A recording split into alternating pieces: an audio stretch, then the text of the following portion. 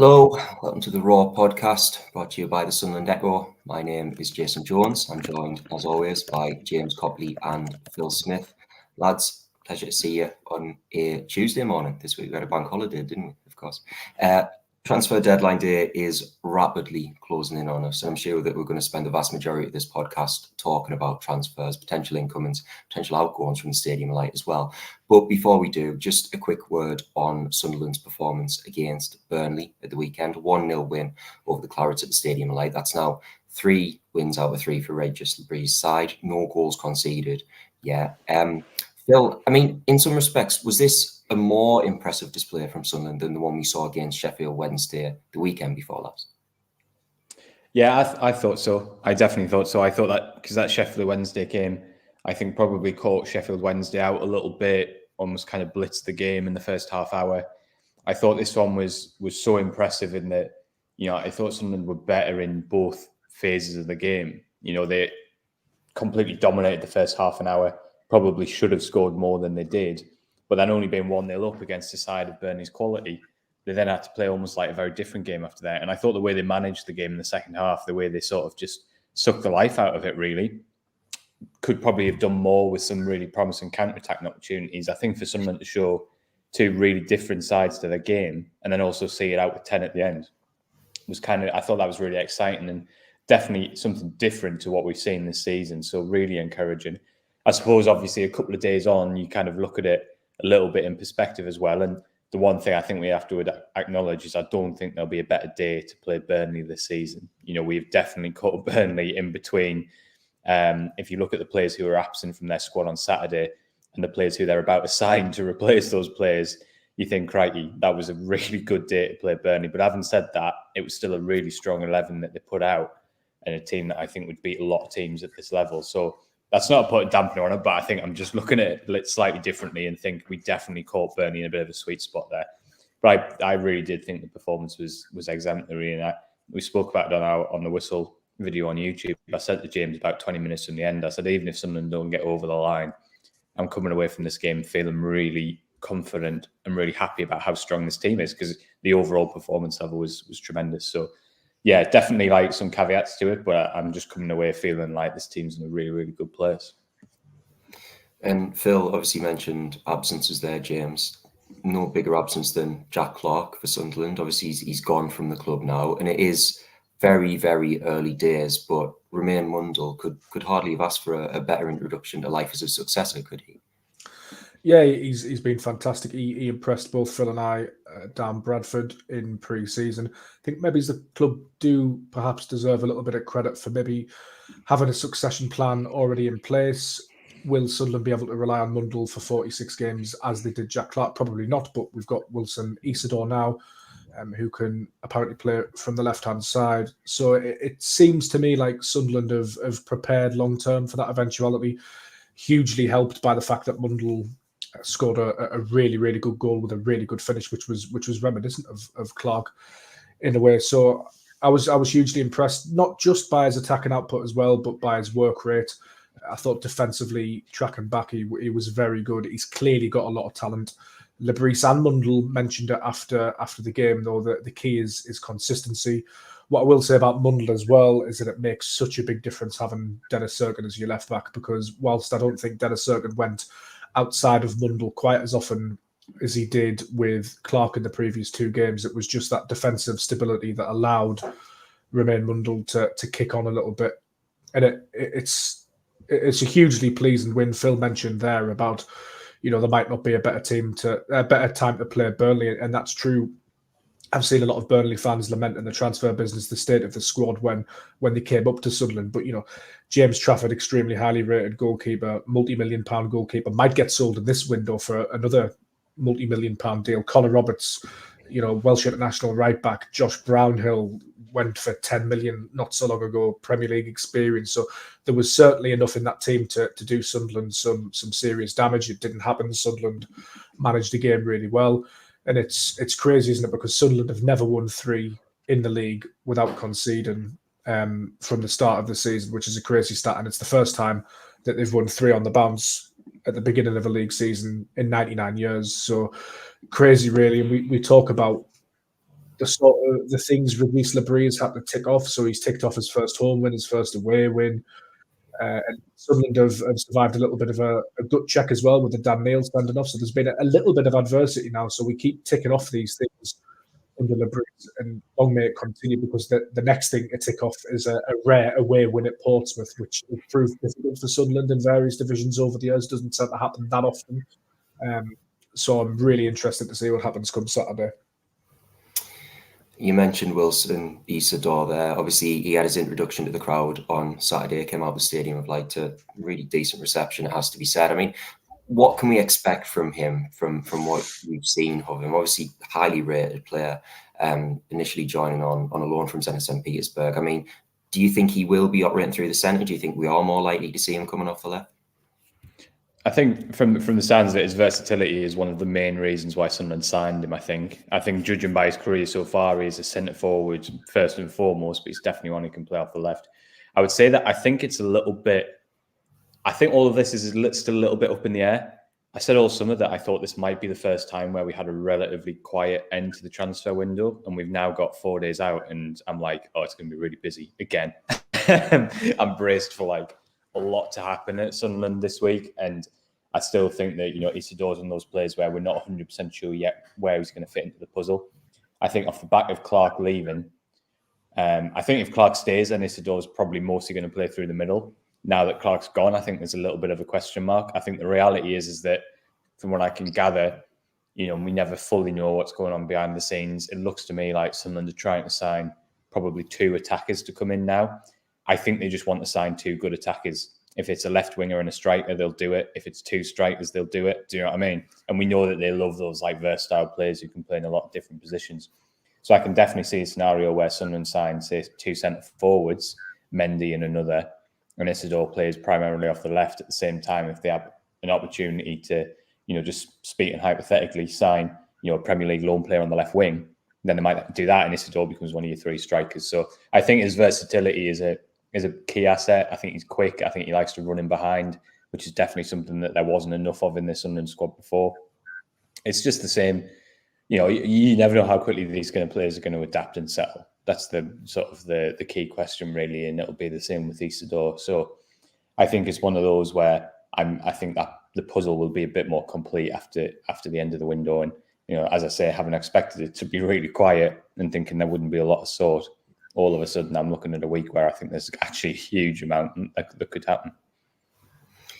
Well, we might as well properly pile into that transfer talk then, because there is loads and loads to be getting through. I mean, the most recent report probably being Tom Cannon, obviously on the books at Leicester City at the moment, reports of a £5 million bid from Sunderland to try and prize him away from the King Power Stadium. I mean, what do we know about that at this stage? Well, listen, I think that, as I said, I'm looking at it thinking if the squad stays fairly similar now, Sunderland will try and sign 2 players. So we know that they're still very much in the race for Mendy. I think Tom Cannon it's probably a really good example of, sorry to use the word, but inverted commas, the model. Tom Cannon's a player who would have been out of Sunderland's price. Well, he was out of Sunderland's price range last summer when he went to a club with Premier League parachute payments. The sale of Jack Clark, I think, brings him possibly, into their budget now. I think that he's clearly not in Leicester's plans. The big caveat is that there'd be all sorts of competition for him if he does go. But the Clark fee puts Sunderland in a position that they could never have been in up until now. I think that it's unlikely that Sunderland I don't think would sign Cannon, Mendy and Simic. I think it's a case of all of these players have a number of options, and in all of the cases, there's still work to be done on fees and what have you. So I think Sunderland are trying to put themselves in a strong position with a number of players. And it's really just a case of seeing which ones fall. I think that's the reality of it. I'm looking at it thinking, can I see Cannon and Simic both signing? Financially, I think it's tricky to see that more than anything. I think both of those players are players who would come to Sunderland to play. Simic isn't leaving, a Champions League club not to play. Cannon isn't going to come to a club in the Championship where he's not going to play. So I find it hard to see them doing both of those deals. So I think you've got to put these reports into the context of where Sunderland are at, which is knowing that they need to strengthen up front, knowing that there's huge competition for players in these positions, particularly up front, which is the hardest one to do. And I think it's just a case of them being in the race for a number of players and just trying to work out which deal is going to be the right one for them. So, but I think the Cannon one, I think, everyone will have their own opinions of him a player. I've not really seen enough of him to know for sure, but I think it's one that hopefully will reassure people a little bit that this is the project in action, if you like.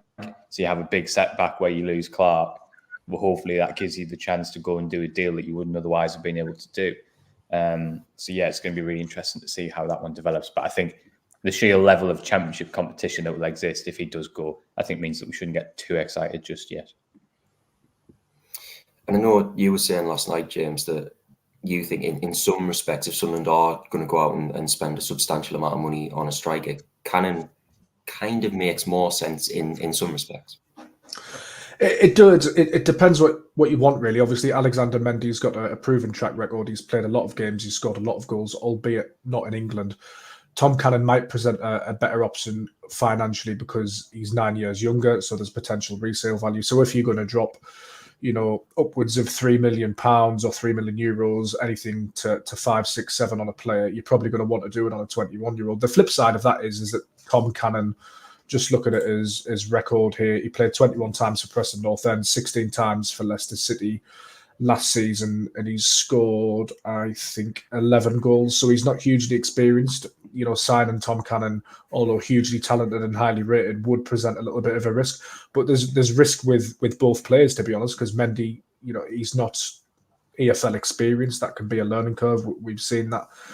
He does have more experience of football and life in general than Tom Cannon, but it's really hard to judge, and I suppose it depends what you like and what you're after. I do agree with Phil. I think we'll probably bring 2 of those 3 in. I think it's really interesting. We've had the Clark outgoing now, but will there be another one? Obviously, there's Pierre Ekwell reports, which I'm sure you'll come on to, but I think we're set for an interesting end to the window.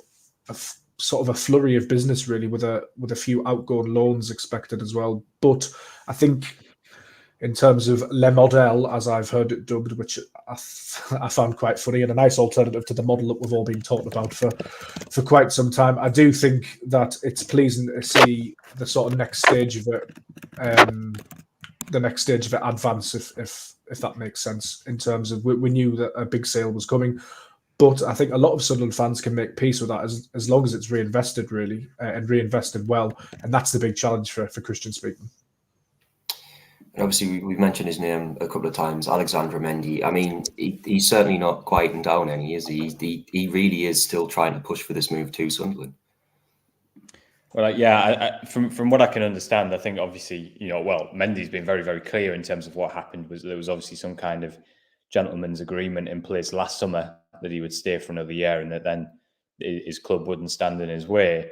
What obviously has changed the picture completely is this takeover. So I think Sunderland were obviously there was no deal done or anything like that, but I think they were fairly well along the line in terms of negotiations with the previous regime, which is why obviously everybody kind of thought it was going to happen.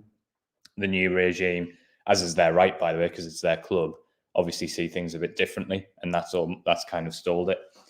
So from what I understand, Sunderland is definitely still keen to do it. They would like to sign Mendy. Mendy clearly still wants to move. You would think it would still be in his club's interest to get the deal done because at the moment he's not part of their plans. So, you would think that they would want to just get a return on that. And so that leads me to think that there's still a really good chance it happens this week. The flip side to that is that this situation's obviously been going on for the best part of a month now, even a little bit longer now, I think.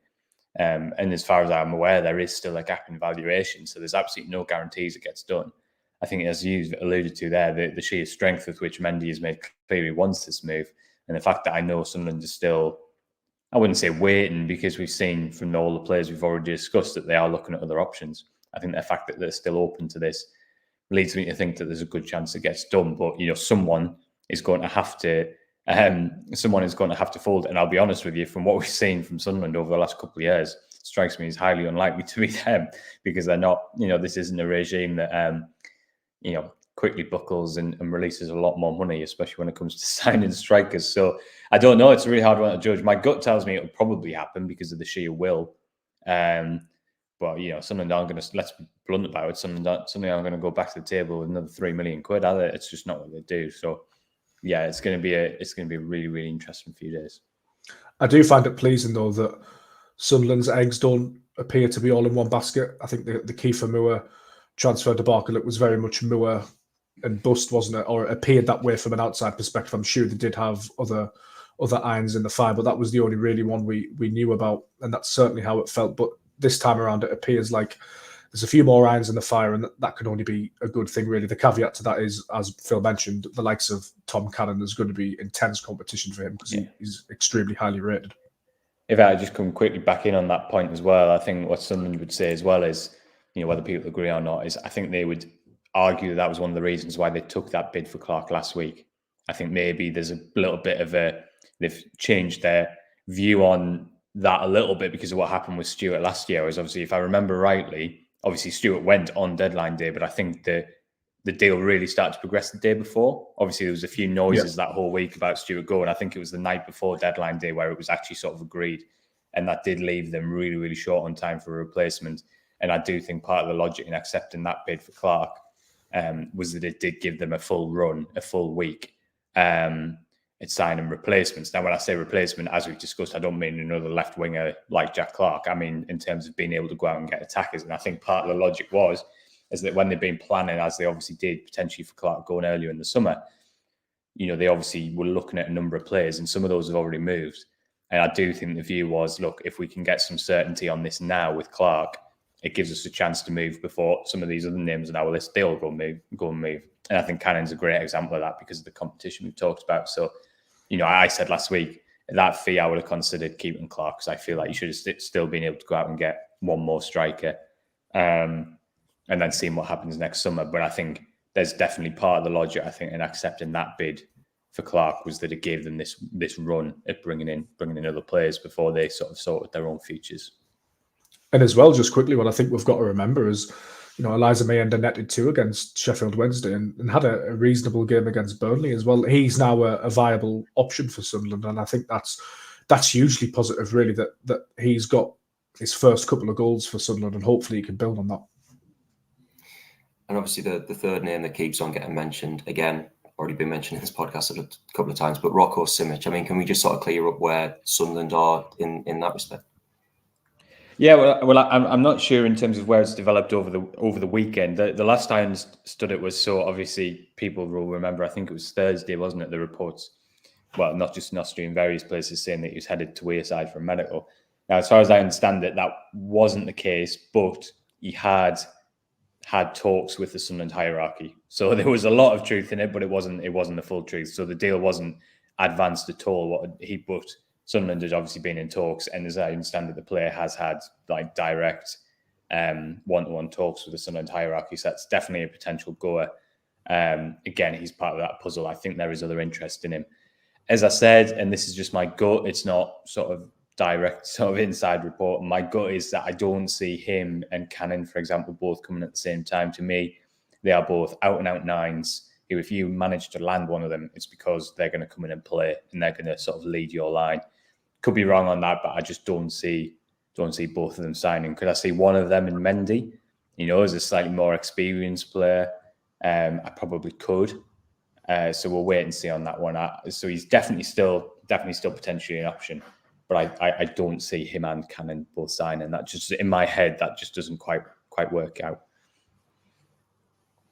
And James, is there anywhere else in the squad that you look at and think that Sunderland could potentially look to strengthen between now and Friday's deadline? I think a lot will depend on outgoings. I think if Ekwa was to go, and there's been reports of interest ramping up in him, whether he does go or not is a different question. You would hope that maybe Sunderland could strengthen in that midfield. Obviously, they're playing 3 midfielders at the moment, a 10, an 8 and a 6. It's a long season. Sunderland play a very fast-paced pressing style, so you'd imagine, Rig, Job, Neil would need to drop out at some point. Neil's already suspended for 1 game. Obviously, you've got Alan Brown hanging around, which is hugely positive, but having sort of 4 players for 3 positions, I don't think would work. So I think if Ekwa went, you'd need to strengthen there. Fullbacks possibly one as well. Obviously Huggins is out injured. Sealt as well would probably deputise at fullback as well, but he's going to be injured for some time. Given Sirkin's injury record, it would be good, I think, to have some cover in that position. Adji Elisi could cover at left back as well, but he's progressing at centre back. Obviously, Dan Ballard to come back in at some point as well. But then you look at Adji Elisi's injury record, and that is a little bit of a concern as well. So perhaps just a little bit of cover there. Interestingly enough, might not have been ready for regular first team involvement, but Ollie Bainbridge might have been able to sort of cover that spot in the squad. Obviously, he's gone out to Kilmarnock now to further his development, so that's a positive. So I just think there needs to be a bit of cover there. They might look at Joe Anderson at the moment as that sort of squad filler, but he's probably going to leave. So if he does go, then you are sort of seriously short on numbers in that position, I would suggest. But yeah, as we've mentioned on a lot of the podcasts during this window, so much depends on whether Sunderland can secure loans. I mean, if Zach Johnson goes out on loan, you might have to look at a little bit of cover there as well. And you could argue that maybe Sunderland's slightly light on the left wing if a Jefferson Bennett went out on loan as well, as probably expected at some point. So I think there's a lot of questions. Abdullah Bar on the right, obviously they brought Paveda in, so that wouldn't be a priority. But, he can play in multiple positions and had a fairly decent output in terms of goals and assists last season. So it all depends, I think. And then you're looking at the wages sort of coming back into the club that these players would vacate, and it can open up interesting opportunities. And we've actually seen Sunderland before spring a few surprises, haven't we? Where they've announced deals that nobody's really had a clue about until they've happened. So I certainly wouldn't rule out something like that either. Obviously, a lot of potential outgoings between now and Friday. We might as well sort of take a closer look at some of those, dive into them in a little bit more detail. See, James mentioned there that the Pierre Ekwa appears to be a man in demand, according to some reports on the continent. I mean, what's the latest with his situation? Yeah, I mean, it's definitely one that I could see happening. I think it's fairly obvious, I think, when you look at the dynamics of the squad at the moment, which is, Ekwa was a little bit unfortunate, and obviously that he missed a big chunk of pre-season with a back injury, which obviously put him well behind in the players. But even then, I think there were some signs, even in Labrisse's really early pre-season selections, weren't there, that he might be looking at Rigg and also Brown slightly ahead of Ekwa. And that's obviously just something that's continued while Ekwa's been recovering. At the moment, I don't get the impression that Sunderland aren't actively looking to move Ekwa on. I think at the moment they're looking at it going, we've got 4 centre midfield options, which is the right number. We think they're 4 good centre midfield options, and that's what we need for a long season. And I think the view internally is that it's on Ekwa to force his way into the team, basically, and it's up to him. Having said that, if Ekwa feels there's an opportunity out there and Sunderland can bring in a decent fee, the fact that he is currently their 4th choice centre midfielder, I think means they would do it. Now, that's been the issue all summer, in that I know it was reported that Udinese came in with it. Well, they did come in with a kind of a formal initial offer quite early in the summer. I think that was in July. I think it was around the time Sunderland were in Spain. And sort of the word back from the club then was that it was an offer that was miles away that would make them even consider doing anything. I know the reports today from Foot Mercato say that Sunderland value him in about €7 million, which I think is probably about right for where he's at in terms of, is he the player that we saw against Southampton, against Preston on that final day of the previous season? Is he the player that we saw last season at times where he really struggled? Well, he's probably somewhere in the middle, right, with a lot of potential. So the thing for me is, like, it's definitely one I could see happening, but Sunderland aren't going to push him out the door, which means that somebody has to fork out a decent fee. Is the market there for him? My instinct all summer has been that it's possibly not, that the clubs who'd be interested in probably can't hit that level that Sunderland would want. But that's obviously something that could change in the final few days of the window. So I don't see that as an inevitability, but it's definitely one to watch. I don't see many. I think the outgoings this week, the vast majority is going to be sort of young players going out on loan, I think. But Ekwa is definitely one where there could be some movement. But I don't think it's nailed on. I think the question is whether somebody can meet the asking price. And as I say, it's Sunderland aren't looking to move him out. So it'll be an interesting one, that. I mean, obviously, you're sort of saying that you believe that it'll probably be a lot of the less senior players who might be looking to leave on loan. But interesting development at the weekend when Adil Ashish and Abdullah Bar were both left out of the matchday squad against Burnley. I mean, where do you think Labrie stands on that at the moment? Yeah, well, he was really, really blunt in his post-match press conference, really, in saying that there's no kind of big story, really, but, the door's open for them, but they'll have to work really hard. And I think that ultimately, it would have been slightly different if we were talking about this in 2 weeks' time when Sunderland had signed, Isidore and maybe 2 other strikers, and you could go, well, somebody needs to make way in the squad. But, it felt quite telling to me that Tommy Watson was there ahead of either two of those players. Now, I think Tommy Watson's a brilliantly talented young player, by the way, and I think he'll have a big future in the game. But it did feel quite telling that he was in there. And, the fact that Poveda, who, at the moment hasn't actually played any football, was in ahead of Auchiche and Barr, I felt that was quite telling. I do think Auchiche is one where I could definitely see an exit. Again, he had a decent pre-season. We've shown flashes of talent from him over the last year. There is no reason why Sunderland would look to sort of rush him out. But I think from his perspective, he isn't getting past Job, is he? I think that's just the reality of the situation. Like, Job, I think, James and I talked about how highly we rate Job, and I think we both felt he was set for a big season. But there was an element of him coming into the campaign with, fans kind of wondering about his place in the team and the fact that he played so much last year. Well, that debate's over, isn't it? He's been outstanding in the first 3 games of the season, so he's not going anywhere.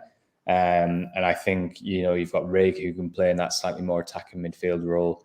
Will Lebris consider playing 2 up front at times now that he's got Isidore? And there's all these little different things that I think it looks like really difficult for Auchiche to play regularly. The other aspect is that the reason why Auchiche came to Sunderland was because he wasn't getting games under Lebris at Lorient. So, I'm not saying there's been like a fallout or anything. That's absolutely not the case. But, is there something where he's just not Lebris's type of player? Maybe Lebris just doesn't see him as a regular starter. So I think that is one definitely watch, because I think where he is at his career and the talent he's got, I really don't get the vibe that he's going to be happy picking up 20 minutes here and there. So that's definitely one to watch for sure. Just on that Bar Auchiche transfer story, and I'll throw this sort of philosophical question to the both of you, but do you think that perhaps they're listening to Lebris a bit more as a head coach in terms of his input? Because I'm just thinking back to Tony Mowbray, Alex Neil, maybe even Michael Beale as well.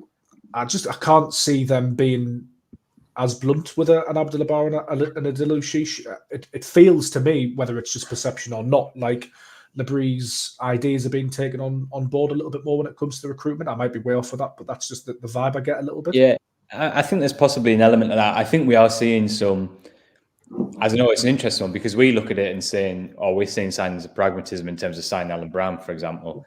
I know the Sunderland's retort would be, well, we signed Bradley Dack last year, inverted commas for Tony Mowbray. It was just that he wasn't fitting. So I think it's an interesting one. Sunderland would definitely say, no, like, we've always done this. We've always signed players who the head coach wanted, and we've always signed experience. And there definitely does seem to be a little bit more pragmatism sort of in what they're doing this summer. Is it possibly that there's just a bit more of an alignment with what Lebris wants and what the club see as being the ideal kind of player and what have you? I think that's possibly true. Like, I think it's very obvious that Lebris was very much all over the Isidore signing, wasn't he, in terms of he spoke about having to try and sign him at Lorient last year. And obviously Isidore's profile is kind of perfect for what the club like to do. So maybe it's less of a sort of deliberate thing, and maybe it's just a bit more of a alignment behind the scenes. I mean, I don't know for sure, but Lebris has worked in France for the last however many years, so it strikes me that he will know a lot about Alexandre Mendy, for example. I think that's fairly obvious, isn't he? He knows the top scorer in the French second division last year. So I think there's possibly something to that, but I don't know whether it's deliberate or whether it's just the fact that Lebris maybe is just a neater fit for what they're trying to do and the playing style and the players they want to bring in. So yeah, it's going to be really interesting last few days of the window for sure. To add to that as well, I wonder if a little bit of it is sort of profiling communication as well, with Lebris being French and Kirill being French, and the sort of, as you say, aligning more. He's a very different profile to a Mowbray or an Alex Neil, who have enjoyed a level of control over clubs at various points in their careers, haven't they, Jason? Yeah, I mean, I think it's absolutely a fair point. I think you're both bang on the money with it, but I do think that the other thing to point out is that when Lebris is getting off to such a flying start, surely it then becomes a little bit easier for the board to sort of, do you know what I mean? If he struggled through those first 3 games, maybe the board is sitting there thinking, are we going in the right direction here? You put in the performances that Sunderland have to gain the 9 points that they've already got, and suddenly everything just becomes a little bit easier. Everybody's sort of pulling in the right direction. It feels as if the club is moving in the right direction. It's very early days, it has to be reiterated, but I think surely that is a factor that's going to massively help his cause as well. I just want to move on and talk about Jewis and Bennett, James. Obviously, we were at the under-21s on Monday night. He scored a brace against Middlesbrough, looked really lively. He's a player who's, again, been heavily linked with a possible loan exit. I mean, do you think that is the right move for him at this point in his career? Yeah, I think so. I think it would be good for him to go out to an AFL club. I know Reading have been linked, but that one doesn't look like it's progressed to being close to completion just yet, simply because he was in Sunderland under-21 squad last night, as you mentioned. Every time I watch Dewey, I think he's certainly got something. Is he first team ready yet? Probably not. He does possess pace.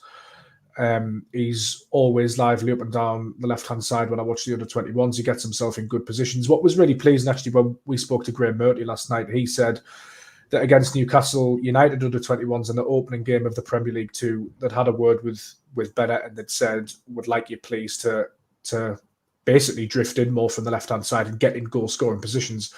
And Murty's point was the pleasing thing is that we've told him that and he's listened, and he's done it twice against Middlesbrough a week later, which is hugely encouraging. Perception counts for a lot, and every time I see him, he looks happy and bubbly. He doesn't look like he sulks or anything like that. He seems quite a driven and professional character. Last night he was staying behind taking photos for people. He seemed really happy. So I think he's a good character. He's clearly got talent, but he's not going to play the required games. He's a Costa Rica international for a reason. Played at the last World Cup. He was very highly rated when he came to Sunderland, but it just hasn't worked for him.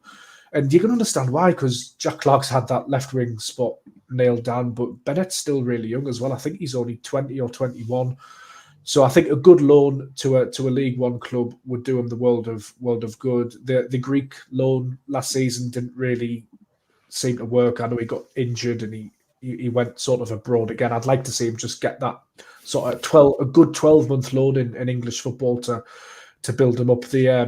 It's always hard to go on loan in January, isn't it, and make an impact. And obviously going over to another new country, having just come over to Sunderland so soon, I think was always going to be a struggle for him. But I think he's actually somebody that could benefit from a little bit of clarity. Here's the plan for you. Go out on loan for 12 months, come back and we'll reassess. Because personally, I think he's clearly got something. He just needs to play games. And, Jack Clark clearly had something. He just needed to play games. I'm not saying that Bennett will reach the same levels as Clark, because we just don't know that. But there's a lot of good young players in the country that just need to play, that need to be allowed to make mistakes, and then you can reassess. And I know we've spoken about him before, Phil, but Louis Hamia, another player who's perhaps facing a bit of an uncertain future. I mean, where do you see him ending up by the end of this transfer window? Yeah, I think it's a really tricky one. I think all the noise really in the last few weeks has been that potentially Bennett was a lot closer to something happening. I'm not entirely sure what the dynamics are at Reading in terms of, I know they're going through a takeover and what have you, aren't they? So I'm not sure if that's a factor in it. I think that would be a great move for Bennett, by the way. It's like a really young team at Reading, really good coach in Ruben Sellers. I think that would be a perfect EFL loan for him. I think Hamir, from what I can gather so far, it's been a little bit harder to find the right one for him. It's tricky, really. I mean, James talked about this earlier in the summer, and that it's a dilemma with Hamir because, is he ready to go and play regularly in the AFL yet and maybe in the lower divisions? From what we've seen at Sunderland, I think that might be a big ask for him. But then the issue is if he goes abroad on loan, yes, he might get minutes and it might suit him, but then does that make him more ready to come and play at Sunderland, if that makes sense, in the Championship next year? I'm not sure it does. So I think that one's a really tricky dilemma. I don't envy whoever's having to find the right club and make that right decision, because I think realistically, obviously, the part of his game that Sunderland really wanting to work on are getting him ready for the sort of physical rigours, really, of Championship football. And I think there's a risk if he goes to the lower leagues that potentially, there's a chance he gets a little bit lost. So I think that's a really difficult one to do. But I think it's really important he goes out because, Sunderland did invest quite a bit of money in him here last summer, whether it's to come back here and play or whether it's, next summer shaking hands and saying it hasn't quite worked out. They need him to be playing in the meantime to leave them in the best possible position. So I think of all the ones, I think that's probably one of the trickiest ones to get right this week. And potential barrage of defensive loanees as well. I'm just going to throw a few names at you, James, and just sort of give me your thoughts and opinions on them and perhaps where their future should lie, perhaps. Zach Johnson, not included yesterday in the under-21s game, a bit of a niggle there, Graham Murty said. Joe Anderson did play. And then aside from that as well, Timothy Pembele seems to be in a position where everything's just a little bit uncertain for him at the moment. I mean, what do you make of that trio over these last few days of the transfer window? I think Johnson's an interesting one because I think Lebris clearly quite likes him. He said that during pre-season, evidenced by the fact that he's made the bench a couple of times, obviously played against Preston. I think if you speak to Zach Johnson, he'd like to go out on loan and definitely play. I don't think he wants to sort of sit in between the under-21s and the first team, just sort of being part of the squad and the setup. He told me after Blackpool he's greedy. He wants to play games. He wants to develop. He wants to have a similar experience to the experience he had at Dundalk last season, and he wants to have that at a higher level. And I admire that as well. So I think that's certainly one to watch. The caveat to that is that Sunderland do need cover at first team level in those positions. I'm not saying that Zach Johnson is first team ready, but he is an option that can fill a slot on the bench, can play right back and centre back, and that will certainly weigh on the decision makers sort of thinking when it comes to Johnson. I think Pembele probably expect him to leave. Obviously, there was some interest from France that Phil wrote about yesterday. It's clear, isn't it, really, that Lebris doesn't see him as part of his first team squad at all. Who was the third one? Joe Anderson. He obviously played last night, didn't he? Which you would suspect means that there's nothing close regarding Joe Anderson. I think he needs to go permanently, to be honest. I think he's been at Sunderland long enough. It's not quite worked. I think there is a player there that can go and have a good career in the AFL somewhere. But I'm just not sure another loan move benefits him or Sunderland, really. And I think permanently for him to have a home to go and play and to go and sort of build his career further, I think that would be the best option for all parties. Whether that can happen or not, I'm not sure. What sort of fee Sunderland would want, if any, I don't know. It may well be that a decent loan move presents itself and they go with that instead. So yeah, there's just so many variables with these transfers, and a lot of them are certainly ones to watch and fast moving as well. I think we could get off this podcast now and there could be an entirely different Joe Anderson update. So yeah, definitely one to watch. And finally, Phil, we'll round out with just a quick word on Nectar Triantis. I mean, he's another one who we've had reports suggesting that there is potential interest in him, but obviously he was involved with the first team at Saturday. He came off the bench when Sunderland just needed to sort of show things up in those final moments against Burnley. I mean, do you see him sticking around at the Stadium of Light this summer?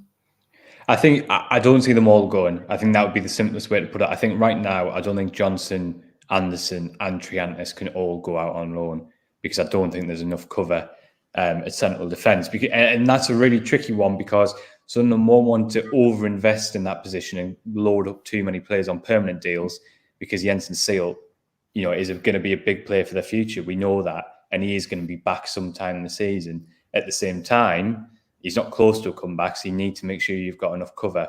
So my instinct at the moment is that maybe Triantis would be the one who stays because I think he's the most first team ready of the three. He's certainly got the most senior experience.